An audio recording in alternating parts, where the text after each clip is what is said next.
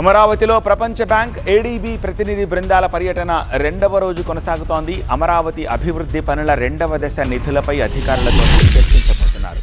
మౌలిక సదుపాయాల ఆర్థిక అవసరాలపై బ్యాంకు ప్రతినిధులతో సమావేశం జరగనుంది.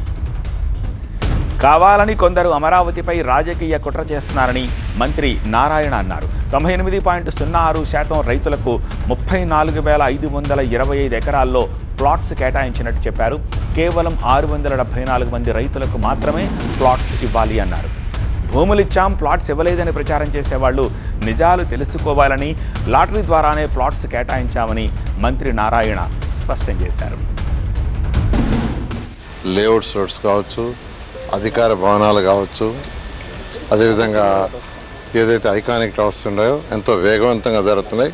తెలుగువాడు ఎక్కడున్నా దీని మీద డిస్కషన్ జరుగుతుంది, బ్రహ్మాండంగా జరుగుతుంది. మనం ఎంబై చూసి ఇచ్చామని 30,753 మంది రైతులకు గాను 30,079 మందికి ప్లాట్లు అలాట్ చేసాం.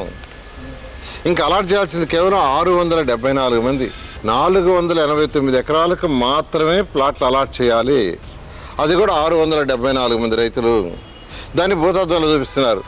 ప్లాట్లు సైడ్ ల్యాండ్ తీసుకున్నారు, మా ప్లాట్లు అలాట్ చేయలేదని. ఇది ఒక రాజకీయ కుట్ర. కోర్టులో కేసు అన్నదమ్ములు కావచ్చు, బంధుమిత్రులు కావచ్చు, 65 మంది రైతులు 111 ఎకరాలు. అంటే అలాట్ చేయాల్సిన 489 ఎకరాల్లో వాళ్ళ కోర్టు కేసులు వాళ్ళు విత్డ్రా చేసుకునే తప్ప 119 ఎకరాలు మేము చేయలేము.